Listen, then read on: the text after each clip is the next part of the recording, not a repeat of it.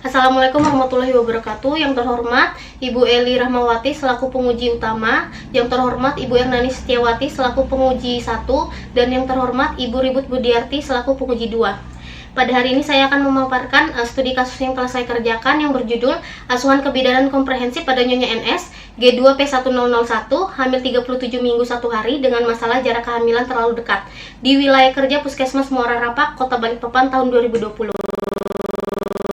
Yang pertama, dokumentasi asuhan kebidanan ANC. Untuk kunjungan ANC yang pertama, subjektifnya ibu mengatakan hamil anak kedua tidak pernah keguguran. Ibu mengatakan ada keluhan sesak pada dada namun tidak terlalu sering.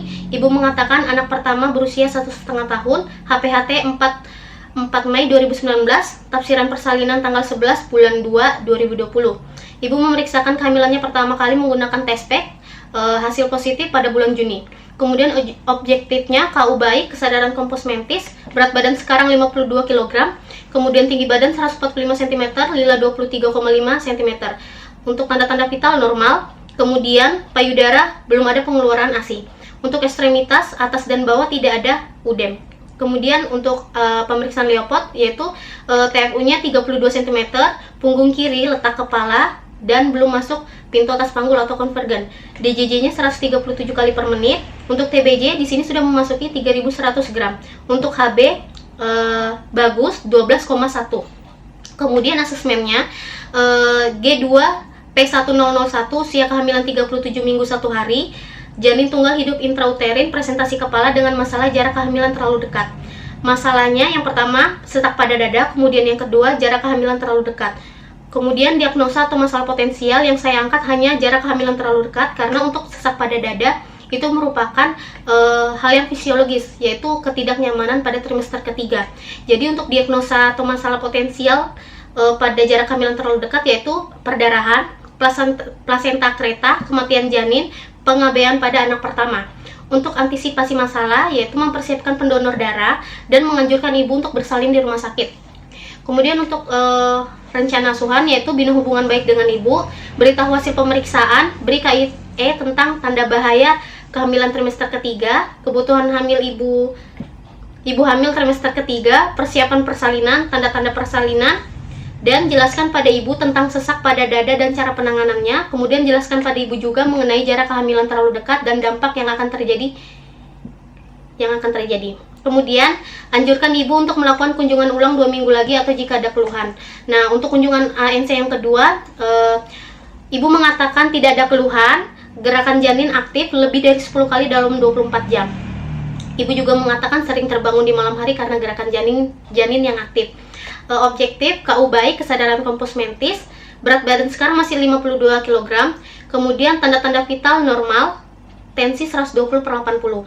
Untuk payudara juga belum ada pengeluaran ASI, ekstremitas tidak ada udem. Kemudian untuk pemeriksaan Leopard, TFU-nya masih 32 cm, punggung kiri letak kepala dan belum masuk pintu atas panggul atau konvergen. DJJ 145 kali per menit. Asesmennya masih sama yaitu G2P1001 usia kehamilan 38 minggu 4 hari, janin tunggal hidup intrauterin, presentasi kepala dengan masalah jarak kehamilan terlalu dekat. Untuk masalah atau diagnosis potensial masih sama, yaitu ada perdarahan, plasenta kereta, kematian janin, dan pengabaian anak pertama. Untuk rencana asuhan, yang pertama itu beritahu hasil pemeriksaan, kemudian berikan KIE mengenai nutrisi ibu hamil, tanda bahaya kehamilan, dan tanda-tanda persalinan. Kemudian anjurkan ibu untuk kunjungan ulang 1 minggu atau jika ada keluhan. Untuk kunjungan ANC yang ketiga, subjeknya ibu mengatakan sering merasakan kencang pada bagian bawah perut, gerakan janin aktif lebih dari 10 kali dalam 24 jam. Untuk objektifnya KU-nya baik, kesadaran kompos mentis, berat badan sekarang naik sekilo, jadi yaitu 53 kg. Kemudian lila juga naik yaitu 24 cm. Untuk TTV, tanda-tanda vitalnya masih normal yaitu 110/80. Kemudian pernafasannya bagus, dan untuk payudara itu juga belum ada pengeluaran ASI. Nah, untuk ekstremitas tidak ada bengkak pada kaki dan tangan. Untuk pemeriksaan Leopard, TFU sudah 30 cm. Kemudian punggung kiri, letak kepala, dan sudah masuk pintu atas panggul atau divergen. DJJ 136 kali per menit. Untuk tafsiran berat janin, karena sudah masuk pintu atas panggul, maka tafsirannya memasuki 2945 gram. Untuk asesmennya G2P1001, usia kehamilan 39 minggu, janin tunggal hidup intrauterin dengan masalah jarak kehamilan terlalu dekat.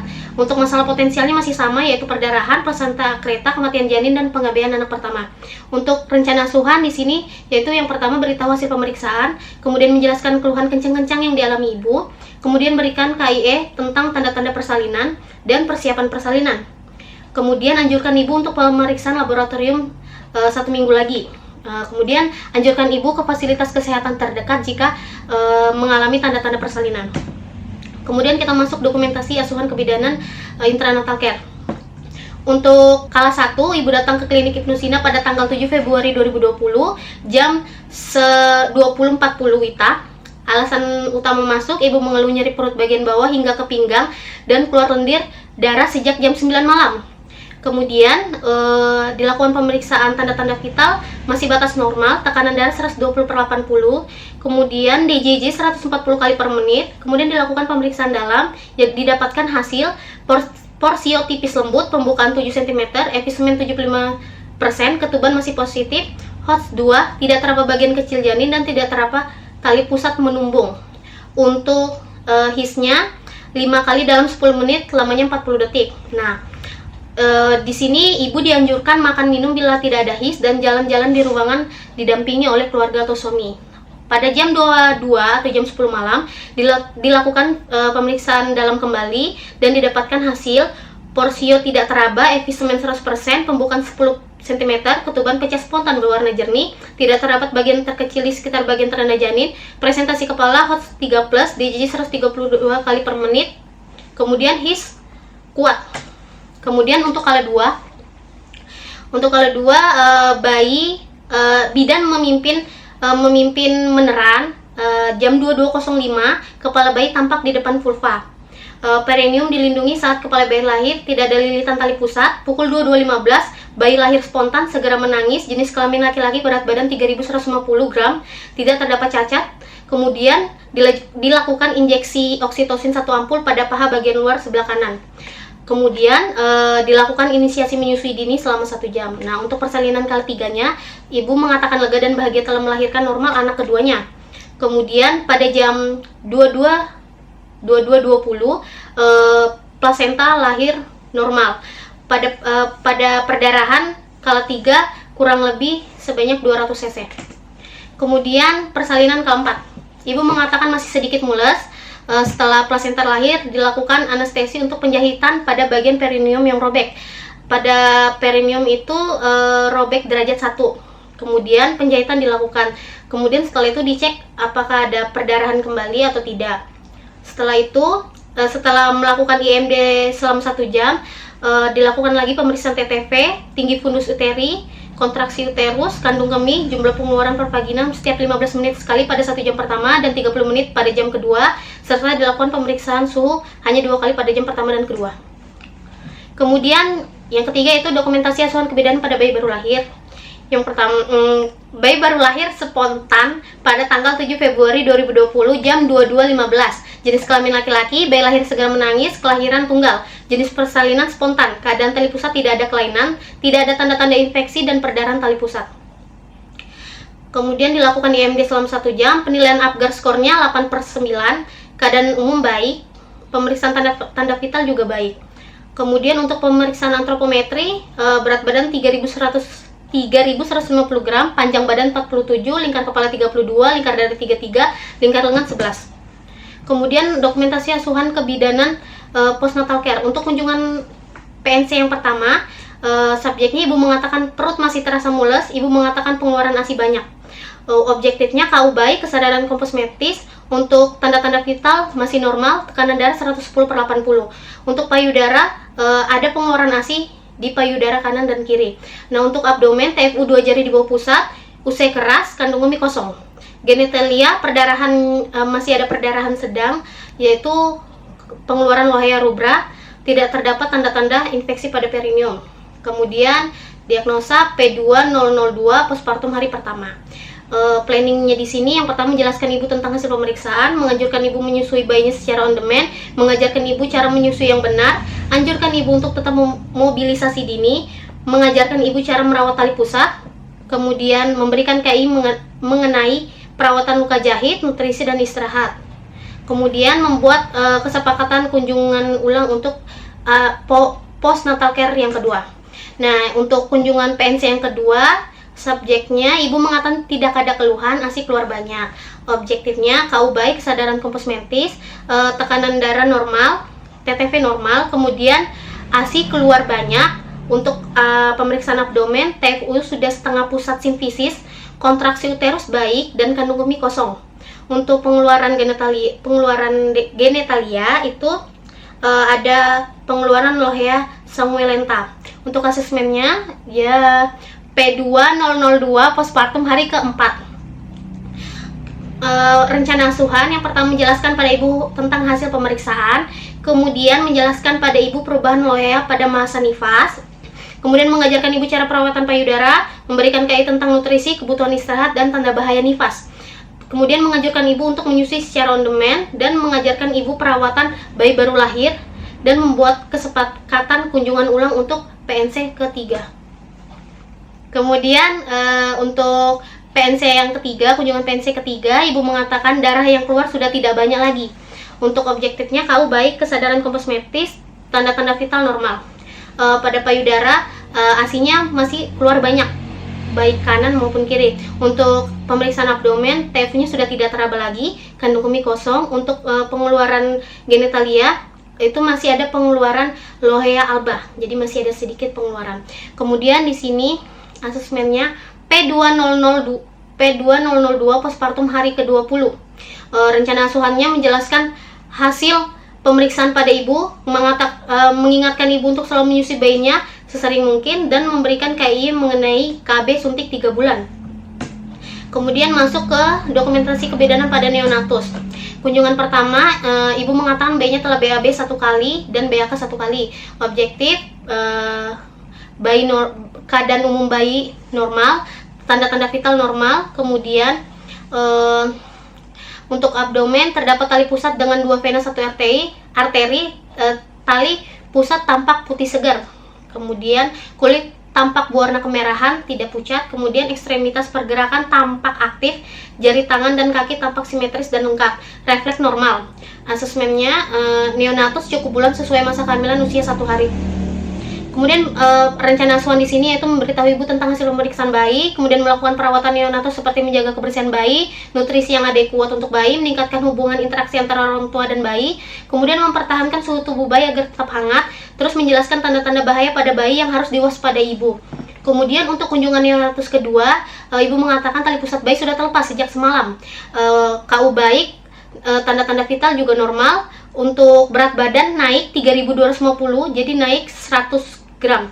Kemudian abdomen tali pusat terlepas pada hari keempat dan tidak ada tanda-tanda infeksi. Ekstremitas pergerakan aktif, refleks masih normal.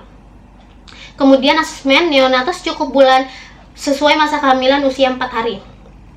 Rencana asuhan di sini memberitahu ibu tentang hasil pemeriksaan bayi, menjelaskan perawatan neonatus seperti nutrisi yang adekuat, pola tidur bayi, kemudian kebersihan kulit bayi, kemudian tetap menjaga kehangatan tubuh bayi, dan menganjurkan ibu memberikan ASI sesering mungkin. Kemudian kita membuat kesepakatan untuk kunjungan selanjutnya, yaitu neonatus ketiga. Nah, pada neonatus ketiga ini ibu mengatakan tidak ada masalah, tidak ada keluhan. Objektifnya KU baik, kesadaran kosmetis, tanda-tanda vital normal. Pada abdomen tidak ada tanda-tanda infeksi pada tali pusat. Kemudian kulit kemerahan, ekstremitas pergerakan aktif. Asesmen neonatus cukup bulan sesuai masa kehamilan usia 20 hari. Nah, pada rencana asuhan di sini yaitu menjelaskan pada ibu tentang hasil pemeriksaan, kemudian mempertahankan suhu tubuh bayi agar tetap hangat, dan menjelaskan tentang imunisasi dasar dan pentingnya imunisasi BCG dan imunisasi lainnya. Kemudian masuk ke dokumentasi asuhan kebidanan keluarga berencana. Untuk subjektifnya, ibu melahirkan pada tanggal 7 Februari 2020, ibu belum mendapatkan haid, ibu mengatakan saat ini tidak ada keluhan, ibu merencanakan menggunakan KB suntik 3 bulan.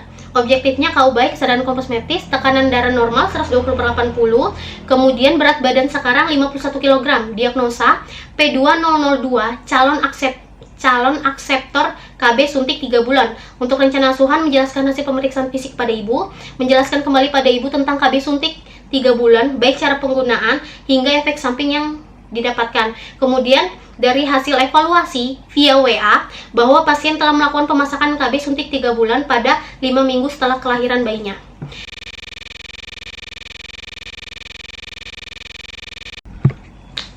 Untuk bab 5 pembahasan antenatal care. Nah, di sini pada tanggal 21 Januari 2020 pada pemeriksaan dan pengkajian didapatkan usia anak pertama yaitu 1,5 tahun.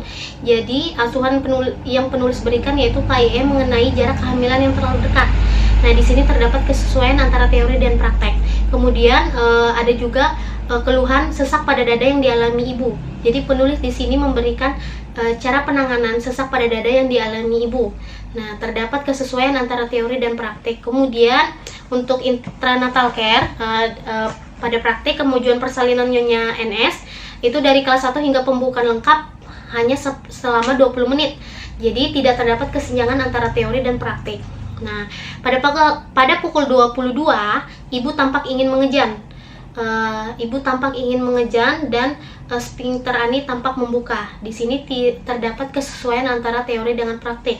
Kemudian untuk pada pemeriksaan dalam itu dilakukan pada pukul 22 didapatkan pembukaan lengkap dan bayi lahir pukul 22.15. Jadi lama kala 2 berlangsung selama 15 menit. Di sini terdapat kesesuaian antara teori dengan praktik. Kemudian pada pukul 22.15 Swita bayi Nyonya NS telah lahir dan plasenta lahir pada pukul 22.20. Jadi jaraknya itu hanya 5 menit. Jadi tidak terdapat kesenjangan antara teori dengan praktik. Nah, kemudian di sini untuk kala 4-nya itu pemantauan kala 4 persalinan setiap 15 menit pada 1 jam pertama dan setiap 30 menit pada jam kedua dengan hasil keadaan Nyonya NS dalam keadaan baik. Jadi tidak terdapat kesenjangan antara teori dengan praktik. Nah, untuk bayi baru lahirnya bayi lahir pukul 22.15. Lahir spontan pervaginam, segera menangis, usaha napas baik, tonus otot baik, tubuh bayi tampak kemerahan, jenis kelaminnya laki-laki, dan nilai Apgar skornya 8/9. Di sini terdapat kesesuaian antara teori dan praktik. Kemudian saat bersalin, usia kehamilan ibu 39 minggu 3 hari. Hasil pemeriksaan fisik bayi Nyonya NS itu didapatkan berat badan 3.150 dan panjang badan 40 cm. Nah, di sini untuk berat badan dan panjang badan termasuk normal, jadi tidak terdapat kesenjangan antara teori dan praktik. Untuk postnatal care pada kunjungan pertama hari pertama tanggal 8 Februari ibu dapat memposisikan badan miring ke kanan dan ke kiri, duduk serta berjalan. Di sini sesuai dengan teori, jadi tidak ada kesenjangan. Terus kemudian pada tanggal 11 Februari ibu mengatakan tidak ada keluhan, tanda-tanda vital normal. Kemudian pengeluaran lohea di sini lohea sanguinolenta. Jadi sesuai untuk hari keempat postpartum itu memang lohea sanguinolenta, jadi tidak terdapat kesenjangan antara teori dan praktik. Kemudian pada tanggal 27 Februari di sini type U-nya ibu sudah tidak teraba dan pengeluaran loheanya yaitu pengeluaran lohea alba, jadi sesuai dengan antara teori dengan praktik. Kemudian untuk neonatus bayi tanggal 8 Februari kunjungan pertama pemeriksaan didapatkan normal, jadi bayi menangis kuat, terus refleksnya bagus, menyusunya juga bagus. Untuk TTV normal, kemudian sudah buang air kecil 1 kali dan buang air besar 1 kali. Di sini terdapat kesesuaian antara teori dan dengan praktik. Nah, untuk tanggal 11 Februari itu yang neonatus cukup bulan usia 4 hari. Keadaan bayi baik, tanda-tanda vital baik. Terus di sini kulit bayi tampak kemerahan dan tali pusat telah terlepas. Nah, di sini terdapat kesesuaian antara teori dengan praktik. Kemudian pada tanggal 27 Februari 2020 tanda-tanda vital normal. Di sini usia bayi sudah masuk 20 hari. Kemudian di sini bayi telah mendapatkan imunisasi BCG sesuai dengan teori, jadi tidak terdapat kesenjangan antara teori dengan praktik. Nah, untuk keluarga berencana pada tanggal 27 Februari 2020, ibu mengatakan ingin menggunakan KB. Jadi penulis di sini melakukan asuhan KIE mengenai KB suntik 3 bulan. Jadi untuk evaluasinya pada ibu telah melakukan suntik 3 bulan setelah 5 minggu melahirkan. Jadi tidak terdapat kesenjangan antara teori dengan praktik. Kemudian penutup yaitu ANC. Kesimpulannya, untuk ANC asuhan kebidanan kehamilan pada Nyonya NS dimulai pada usia kehamilan trimester ketiga usia 37 minggu 1 hari. Didapatkan masalah jarak kehamilan terlalu dekat dan juga ibu mengeluh sesak pada dada namun tidak terlalu sering. Setelah diberikan asuhan kehamilan secara komprehensif, diagnosa atau masalah potensial dapat teratasi dengan baik. Kemudian YNC-nya, asuhan persalinan Nyonya NS pada kelas 1, 2, 3, dan 4 berjalan normal. Kemudian asuhan bayi baru lahir pada Nyonya NS lahir spontan dalam kondisi normal tanpa ada penyulit. Kemudian untuk PNC-nya, asuhan masa nifasnya berlangsung normal, tidak ditemukan penyulit atau gangguan apapun. Kemudian asuhan pada neonatus, kondisi berlangsung normal dan tidak ditemukan penyulit atau gangguan apapun. Dan untuk KB-nya, asuhan keluarga berencana Nyonya NS, yaitu dengan memberikan konseling tentang pelayanan KB, yaitu KB suntik 3 bulan. Dan di sini Nyonya NS serta suami memutuskan untuk memakai KB suntik 3 bulan dan telah memasang KB pada minggu kelima setelah melahirkan. Baik, terima kasih. Sampai sini saja. Wassalamualaikum warahmatullahi wabarakatuh.